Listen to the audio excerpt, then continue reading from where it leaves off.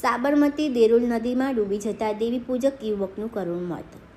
વિજાપુર તાલુકાના સાબરમતી દેરોલ નદી વિસ્તારમાં અગ્નિ સંસ્કાર માટે ગયેલા દેવી પૂજક સમાજના 35 વર્ષના જગદીશભાઈ ઉર્ફે જગાભાઈ રાજુભાઈ દેવી પૂજકનું નદીમાં ડૂબી જતા કરુણ મોત નીપજ્યું હતું.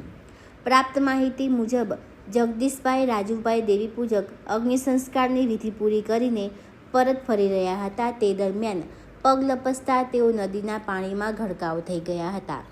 ઘટનાની જાણ થતાં આસપાસના હાજર લોકોમાં દોડધામ મચી ગઈ અને બૂમાબૂમ વચ્ચે સ્થાનિક માછીમારે હિંમત બતાવીને ભારે જહેમત બાદ તેમને પાણીમાંથી બહાર કાઢ્યા હતા. ત્યારબાદ તેમના સગા સંબંધીઓએ તપાસ કરતા જગદીશભાઈ બેભાન હાલતમાં હોવાનું જણાયું. તાત્કાલિક 108ને ફોન કરીને જાણ કરવામાં આવી અને તેમને વિજાપુર સિવિલ ખાતે ખસેડવામાં આવ્યા હતા, જ્યાં ફરજ ઉપરના ડોક્ટરે તપાસ કર્યા બાદ તેમને મૃત જાહેર કર્યા હતા. આ ઘટનાથી દેવી પૂજક સમાજમાં સહિત સમગ્ર વિસ્તારમાં શોકની લાગણી પ્રસરી ગઈ હતી. ઘટનાને લઈને પોલીસે જરૂરી કાર્યવાહી હાથ ધરી હોવાનું જાણવા મળ્યું છે.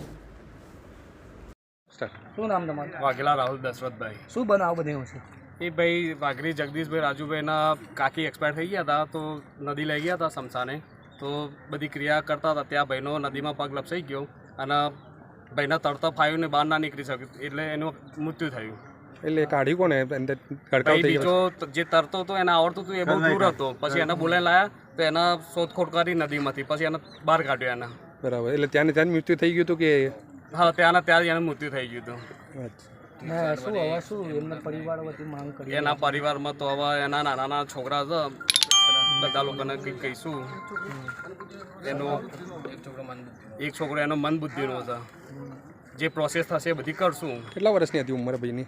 એને 38 વર્ષની ઉંમર હતી. એની શાકભાજીનો ધંધો કરતો સાહેબ.